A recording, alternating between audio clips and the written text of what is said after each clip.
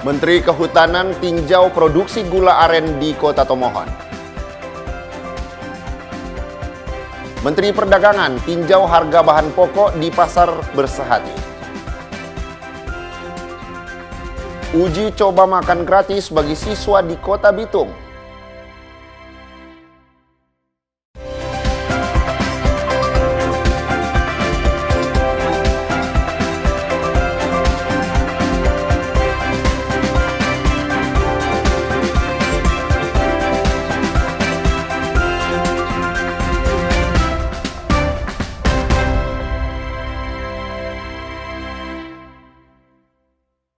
Halo, selamat pagi masyarakat Manado dan Sulawesi Utara. Apa kabar Anda hari ini?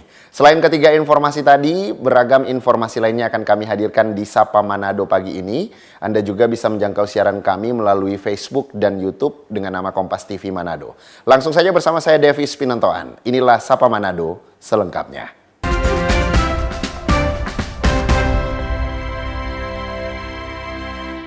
Kita awali dari informasi yang pertama, saudara, pohon aren yang tumbuh subur di Kota Tomohon, Sulawesi Utara, ternyata memiliki kegunaan yang bisa meningkatkan ekonomi petani. Menteri Kehutanan Republik Indonesia, Raja Juli Antoni, melihat langsung pengambilan air nira aren, kemudian diolah menjadi gula aren. Desa Kayawu yang memiliki 28.000 pohon aren yang ditanam di lahan seluas 75 hektar ternyata memiliki banyak kegunaan dan bisa menaikkan ekonomi petani. Gula aren adalah salah satu produk unggulan yang sudah mendunia. Menteri Kehutanan Republik Indonesia Raja Juli Antoni dalam kunjungan kerjanya di Desa Kayawu, Kota Tomohon pada Jumat siang melihat langsung proses penyadapan air nira. Antoni bahkan sempat mencicipi langsung dan sangat kagum dengan kemanisan air nira tersebut. Raja Juli Antoni mengatakan pohon aren ternyata memiliki produk turunan yang banyak sehingga ke depan dirinya akan bekerja sama untuk membuat aren sebagai bioetanol sehingga bisa mengurangi subsidi BBM. Yang diutamakan oleh Pak Presiden Prabowo dan Mas Gibran Rakabuming Raka adalah bagaimana masyarakat sejahtera. Nah, kami di Kementerian Kehutanan pada saat ini sedang giat-giatnya mencoba mengidentifikasi komoditas apa ya yang memang bisa membantu meningkatkan kesejahteraan masyarakat. Nah, salah satunya kami berterima kasih kepada Yayasan Mas Harang yang mengenalkan inisiatif yang memang sudah mereka lakukan, yaitu ada pabrik aren nih sini, ada gula aren ya. Sekaligus ya saya dan Pak Menteri juga sedang berpikir satu hal yang lebih besar lagi, bagaimana kemudian pohon aren ini kita bisa transformasikan menjadi kebun yang lebih luas untuk ketahanan energi. Jadi selain ketahanan pangan ya, hutan sebagai cadangan pangan dan juga energi. Karena ini bisa dari aren ini juga kita bisa produksi bioetanol ya. Di Brazil diceritakan sudah berhasil. Air nira yang sudah ditampung dalam galon dijual ke pabrik olahan gula aren dengan harga bervariasi sesuai dengan kadar gulanya, yakni kadar gula 14% dijual harga 2.500 per liter. Air nira kemudian diproses dalam pabrik olahan sehingga higienisitas terjaga. Produk gula aren atau gula semut dari Kota Tomohon sudah diekspor ke Asia, Eropa, dan Amerika sehingga produk turunan pohon aren ini sangat menjanjikan bagi petani lokal. Edward Ciwi, Kompas TV, Manado, Sulawesi Utara. Sementara itu, Saudara, Menteri Kehutanan Republik Indonesia Raja Juli Antoni memberlakukan sistem e-ticketing dan melakukan penyelaman untuk mengecek keindahan bawah laut serta melakukan transplantasi terumbu karang di Taman Nasional Bunaken yang merupakan salah satu destinasi wisata asal Manado yang mendunia. Setibanya di Pulau Bunaken, Menteri Kehutanan Republik Indonesia Raja Juli Antoni terlihat langsung mencoba sistem pembayaran dan meresmikan pemberlakuan tiket masuk digital atau e-ticketing untuk tempat wisata Taman Nasional Bunaken. Keindahan bawah laut Taman Nasional Bunaken merupakan destinasi wisata yang sudah dikenal dunia. Raja Juli Antoni mengecek langsung suasana Taman Laut Bunaken dengan melakukan penyelaman di kedalaman 20 meter.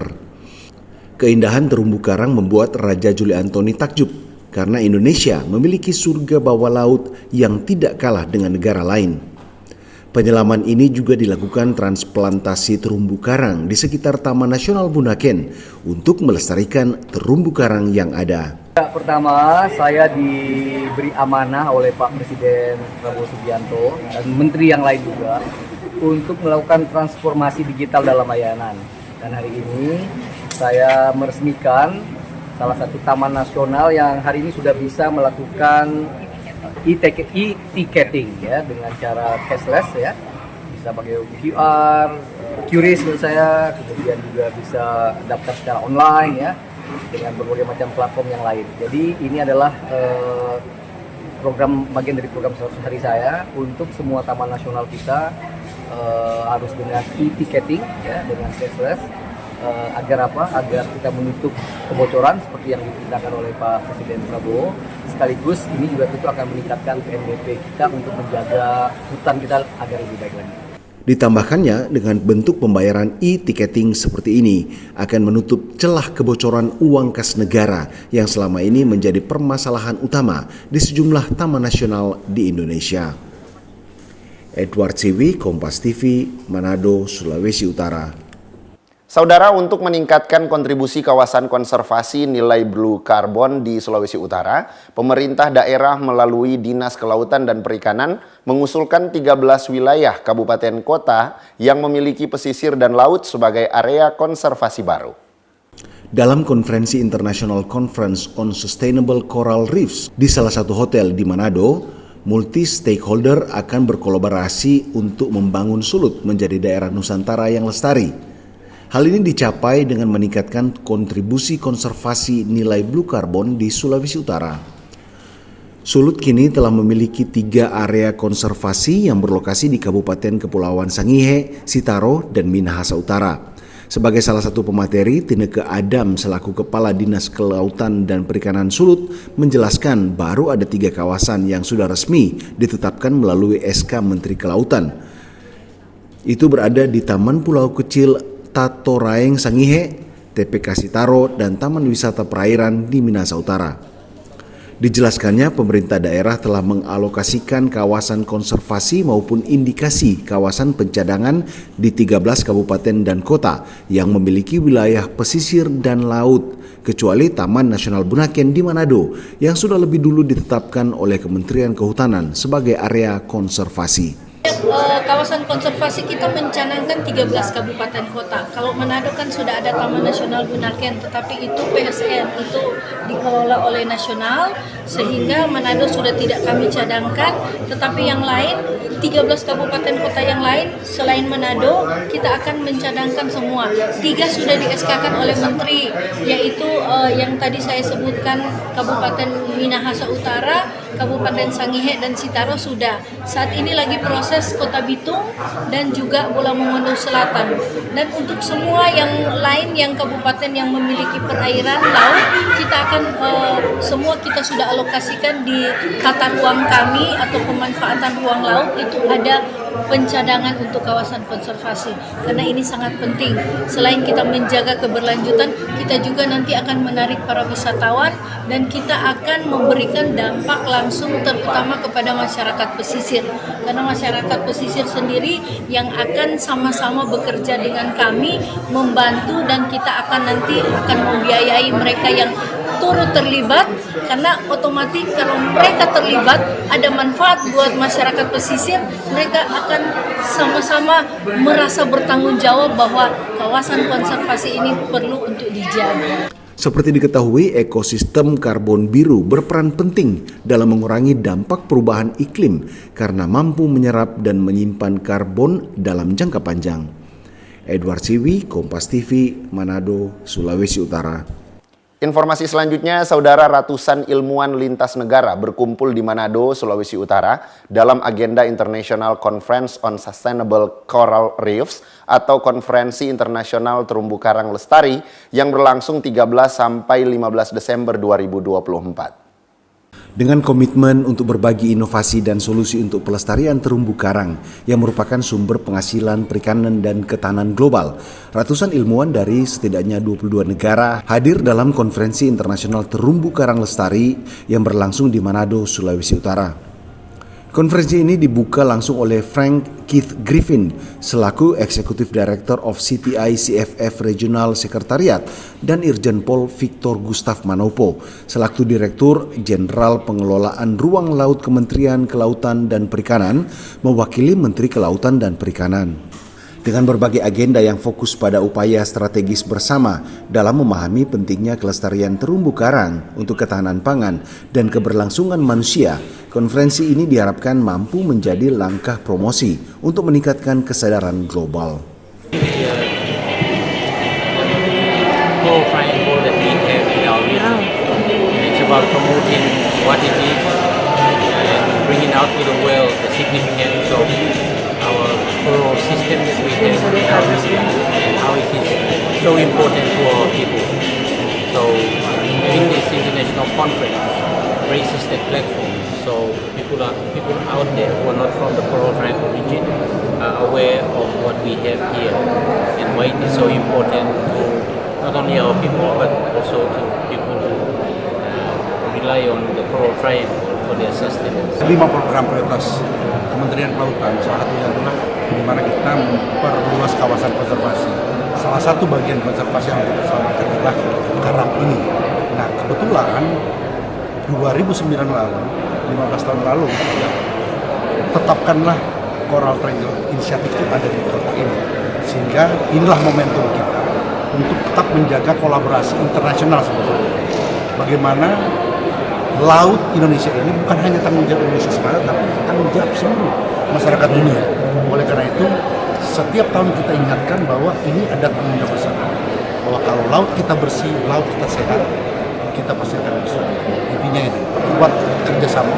Konferensi internasional ini diselenggarakan dalam rangka memperingati Hari Nusantara 2024 dan 15 tahun Coral Triangle Initiative on Coral Reefs, Fisheries and Food Security atau CTI CFF.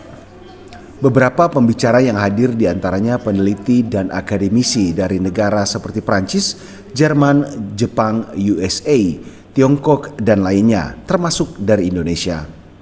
Yanemike Singal, Kompas TV, Manado, Sulawesi Utara.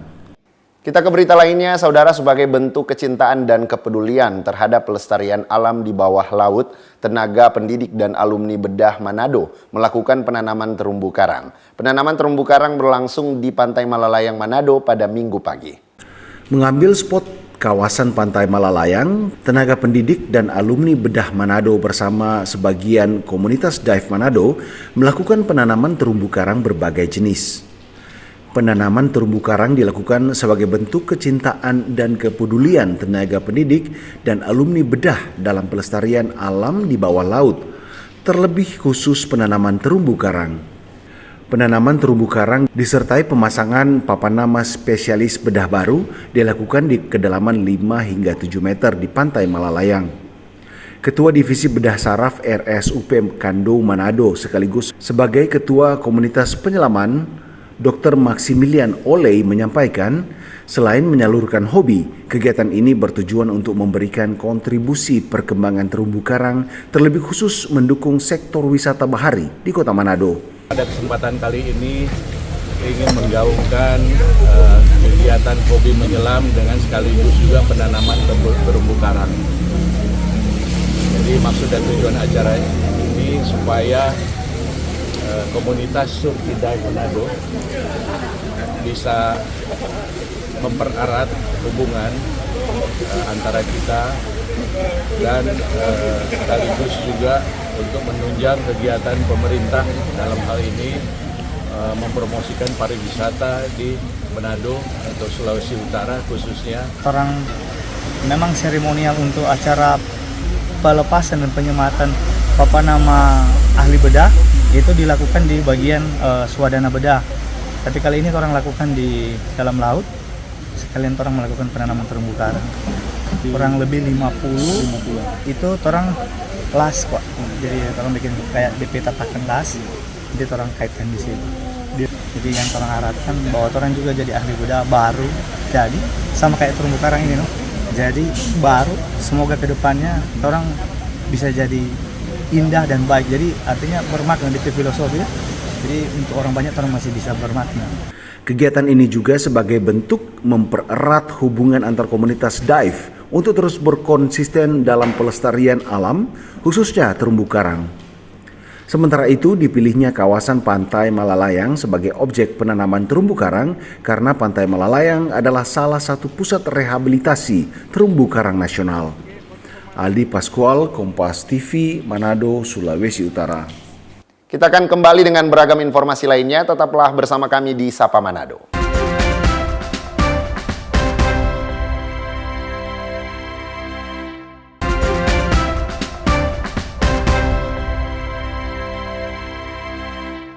Kembali Anda menyaksikan Sapa Manado, saudara. Warga Kota Manado dan sekitarnya memadati kegiatan gelar pangan murah yang dilaksanakan Dinas Pangan Provinsi Sulawesi Utara.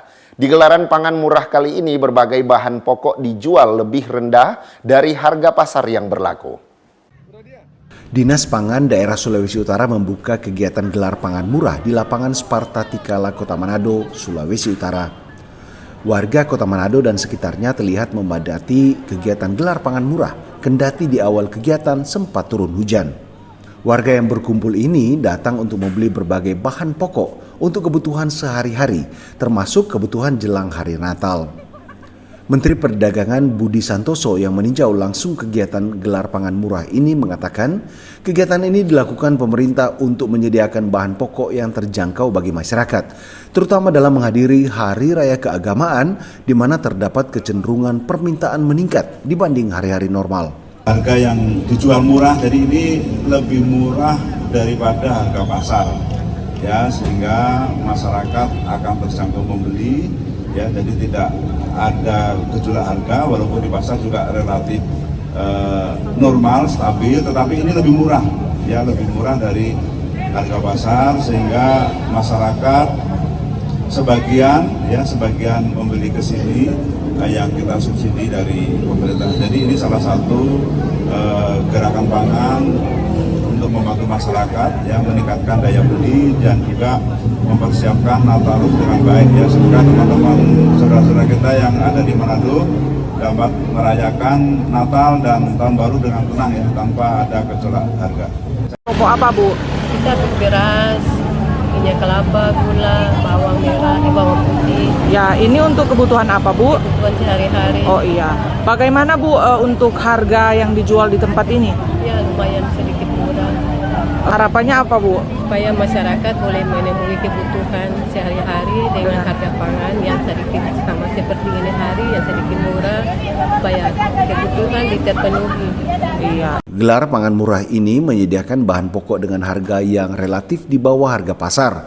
Beberapa di antaranya beras SPHP dijual Rp58.000 per 5 kg. Beras jenis Bunaken Indah dijual seharga Rp46.000 per 5 kg. Gula putih dari Bulog dijual seharga Rp11.900.000. Minyak goreng Rp11.600.000 per kilogram. Dan tomat dijual Rp8.000 per kilogram. Yana Kesingal, Kompas TV, Manado, Sulawesi Utara. Berita lainnya, saudara, jelang perayaan Natal dan Tahun Baru, Menteri Perdagangan Budi Santoso meninjau harga bahan pokok di Pasar Bersehati Kota Manado pada Jumat pagi. Menteri Perdagangan Republik Indonesia Budi Santoso meninjau harga bahan pokok di Pasar Bersehati Kota Manado, Sulawesi Utara.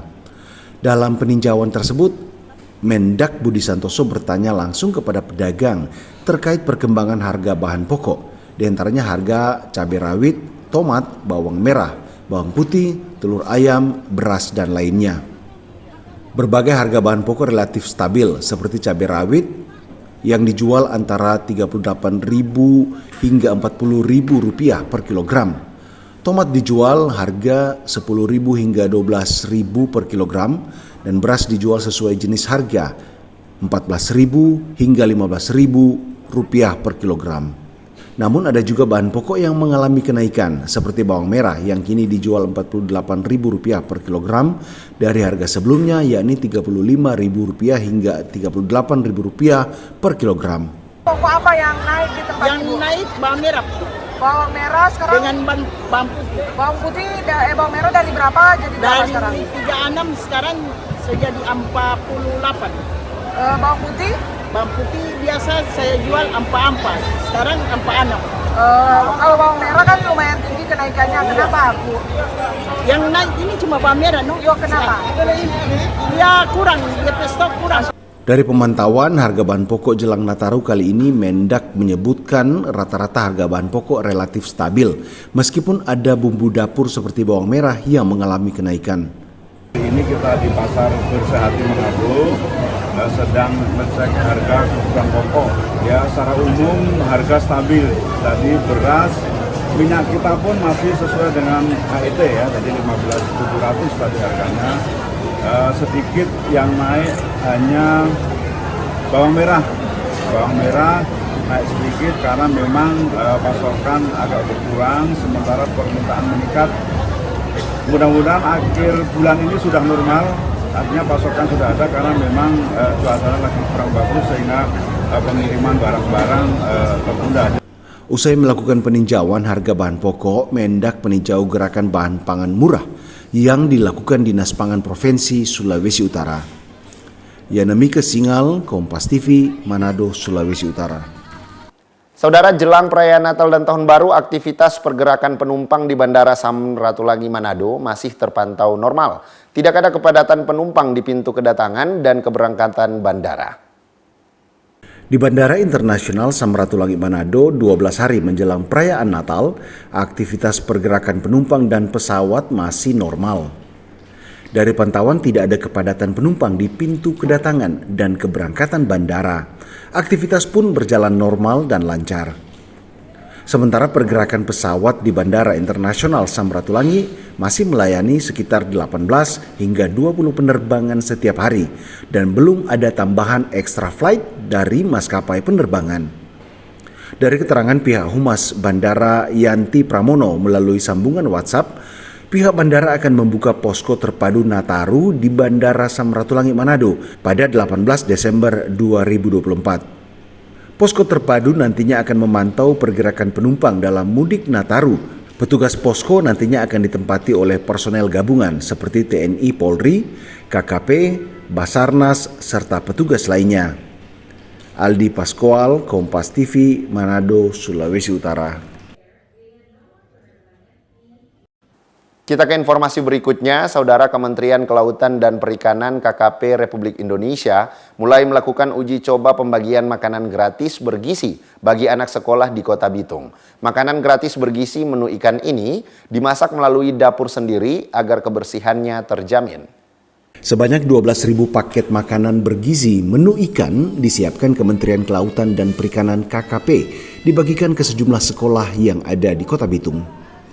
Di antaranya SDN Impres 675 Madidir yang menjadi salah satu sekolah tujuan pembagian makanan gratis bergizi menu ikan. Pembagian makanan gratis bergizi ini merupakan uji coba program Presiden Prabowo untuk pemenuhan gizi nasional. Hari ini total 12.000. Kami sangat terima kasih karena kerjasama dengan Badan Gizi Nasional. Badan Gizi Nasional mempunyai satu titik dapur di sini disebut SPPG, kita implementasikan dan ternyata siap untuk melayani makan bergizi gratis program Bapak Presiden. Ini yang menjadi satu hal, memang periodenya ada uji coba, ternyata kita uji coba berjalan lancar. Anak-anak juga menyambutnya dengan gegap gempita, antusias, ya, dan kesempatan kita bersama membangun generasi emas. Untuk menunya Pak, ini ada ikan katanya ya, Pak ya? Menu ada menu ikan karena itu memang awal dari pemikiran kita itu adalah bagaimana menu-menu lokal itu disajikan kepada masyarakat. Ya. Nah di sini adalah potong kota ikan dan kami jadi punya program Gemarikan di mana salah satu yang menjadi kekuatan nutrisi yang ikan ini ada omega 3, omega 6 lengkap. Nah dengan begitu maka asupan protein masyarakat dengan menu ikan hari ini akan selalu kita tingkatkan.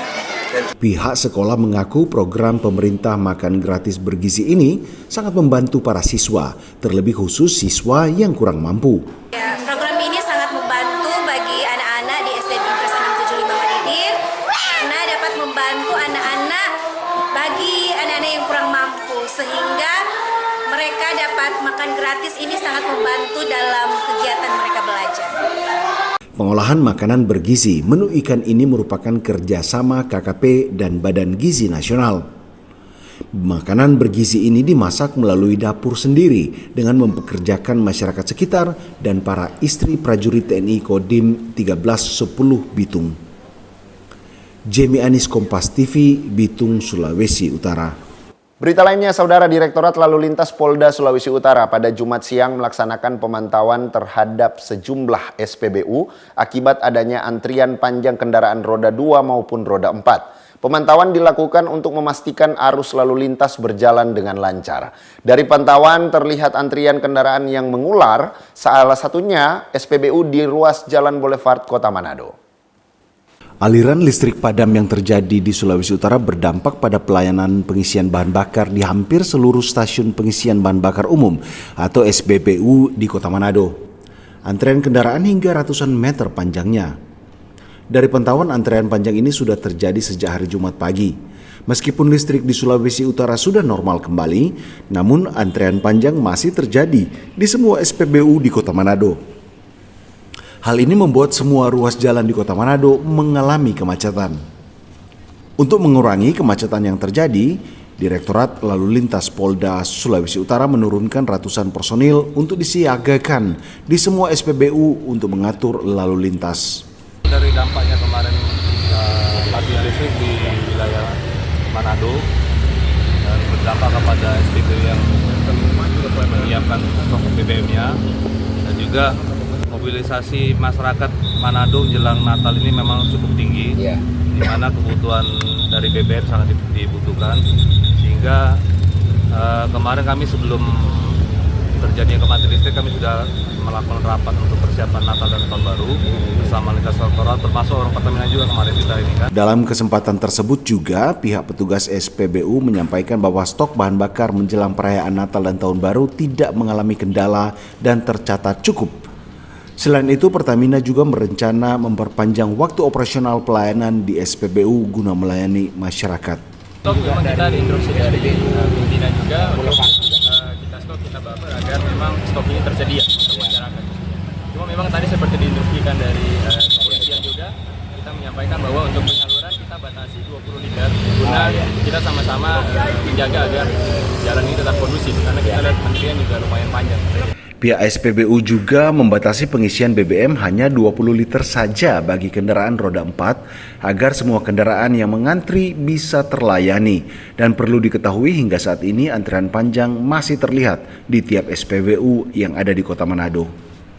Jimmy Dapar, Kompas TV, Manado, Sulawesi Utara.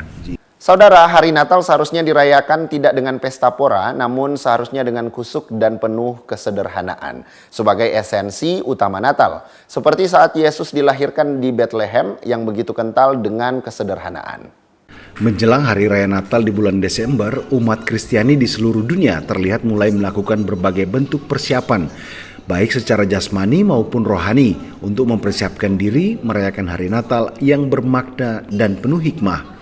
Hal ini juga dilakukan para karyawan dan pimpinan Balai Guru Penggerak Sulawesi Utara dengan menggelar ibadah Natal bersama di salah satu hotel di Minahasa Utara pada Jumat lalu. Kepala BGP Sulut Arianto Batara mengatakan, Natal bagi BGP Sulut adalah refleksi, di mana menurutnya esensi Natal adalah kesederhanaan, sehingga sesuai dengan tema Natal BGP yaitu kembali ke Bethlehem yang begitu kental dengan kelahiran Kristus yang penuh dengan kesederhanaan. Kami Balai Guru Penggerak Provinsi Sulawesi Utara, Natal adalah refleksi. Di tengah kita merayakan Natal, kadangkala kita lupa esensi dari Natal. Natal itu adalah kesederhanaan, maka tema yang kami ambil adalah kembali ke Bethlehem. Bethlehem adalah gambaran bagaimana sebuah kesederhanaan kelahiran Kristus. Maka melalui perayaan Natal ini kami berharap Balai Guru Penggerak, semua keluarga besar boleh merayakan Natal dalam kesederhanaan, terlebih bahwa kehadiran Kristus di Bethlehem itu adalah kehadiran dalam kesederhanaan untuk menyelamatkan umat manusia. Dengan semangat kepedulian, terlihat BGP Sulut juga memberikan bingkisan dan santunan Natal bagi para pensiunan BGP. para koordinator dan pendamping guru penggerak, beserta seluruh karyawan dan pimpinan Balai Guru Penggerak Sulawesi Utara. Tim Liputan Kompas TV Manado, Sulawesi Utara. Saudara, ratusan anak di Kota Manado dan sekitarnya terlihat begitu antusias mengikuti gelaran khitanan atau sunatan massal yang dilaksanakan di Manado pada Sabtu lalu. Ruang serbaguna salah satu bank BUMN di Manado pada Sabtu lalu seketika menjadi riuh dan ramai dengan tangisan dan jeritan sejumlah anak dari Kota Manado dan sekitarnya pada hari Sabtu lalu. Para anak ini ternyata akan disunat dalam gelaran khitanan massal yang dilaksanakan oleh salah satu bank BUMN di Kota Manado. Meski sebelumnya telah dihibur melalui pemutaran film animasi dan mendapatkan cemilan ringan, namun saat disunat tangis para anak ini akhirnya pecah juga. David Joko Priyono mengatakan khitanan massal ini memang untuk membantu anak-anak muslim di Kota Manado dan sekitarnya, seperti Gorontalo dan Palu secara gratis. Menurutnya di Manado ada 160 anak yang disunat dengan total 400-an anak di wilayah Gorontalo dan Palu. Jadi acara khitanan massal ini merupakan salah satu dari rangkaian acara ulang tahun KBRI yang 129 yang jatuh tanggal 16 Desember itu ulang tahunnya BRI ke 129. Ada beberapa acara, salah satunya adalah khitanan massal. Jadi khitanan massal ini kami selenggarakan di 3 tempat, di Manado, di Gorontalo, dan juga di Palu. Tujuannya adalah supaya masyarakat terbantu untuk menghitankan anaknya. Di Manado ini ada 160 anak yang akan dihitankan hari ini. Kalau totalnya itu ada 418.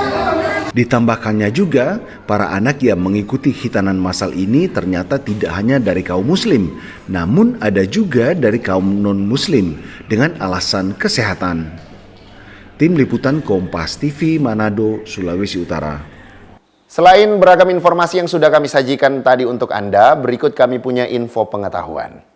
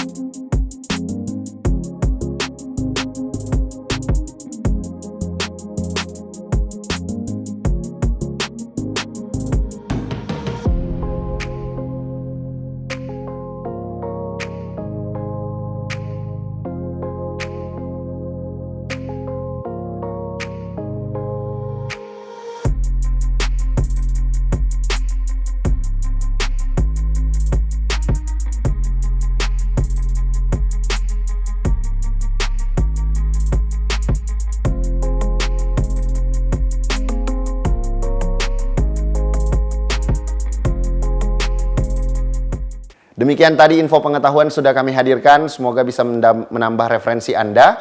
Dan kali ini kami punya informasi perakiraan cuaca dari BMKG Manado. Berikut informasinya.